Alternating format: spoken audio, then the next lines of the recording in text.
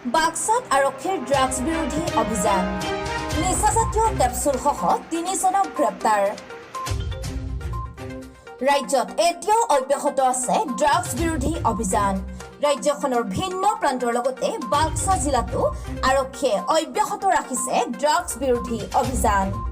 দুৰ্গা পূজাৰ আনন্দ উৎসৱৰ মাজতে মঙ্গলবাৰে নিশা বাক্সা আৰক্ষীয়ে অভিযান চলাই বৃহৎ সংখ্যক নিচাজাতীয় কেপচুল উদ্ধাৰ কৰাৰ বিপৰীতে গ্ৰেপ্তাৰ কৰে 3 জন ব্যক্তিক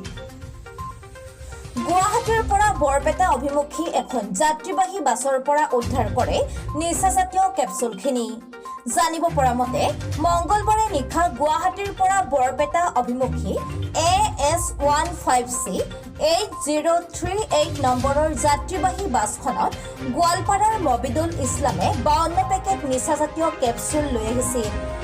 এই বিষয়ে বৰমা আৰক্ষীয়ে এক গোপন সূত্ৰৰ পৰা জানিব পাৰি বৰমা থানাৰ সন্মুখত তালাচী চলাই বাছখনৰ পৰা 52টা নিচাজাতীয় দ্ৰব্যৰ পেকেট আৰু নকল 200 টকীয়া নোট নগদ 20,000 টকা সহ মবিদুল ইছলামক গ্ৰেপ্তাৰ কৰে পিছত মবিদুল ইছলামৰ স্বীকাৰোক্তিৰ ভিত্তিত অনুসন্ধান চলাই নিশাই বাক্সা জিলাৰ অতিৰিক্ত আৰক্ষী অধীক্ষক উজ্জ্বল প্ৰতিম বৰুৱাৰ নেতৃত্বত বৰমা আৰক্ষী থানাৰ ভাৰপ্ৰাপ্ত আৰক্ষী বিষয়া দিতুমণি গোস্বামীৰ সহযোগত গুৱাহাটীৰ পৰা আবু তাহেৰ পৰমাণিক আৰু ৰাছিদ আহমেদক গ্ৰেপ্তাৰ কৰি বৰমা থানালৈ লৈ আহে উল্লেখ্য যে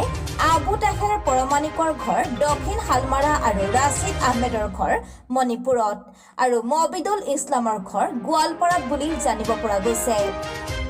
news desk report Baksa live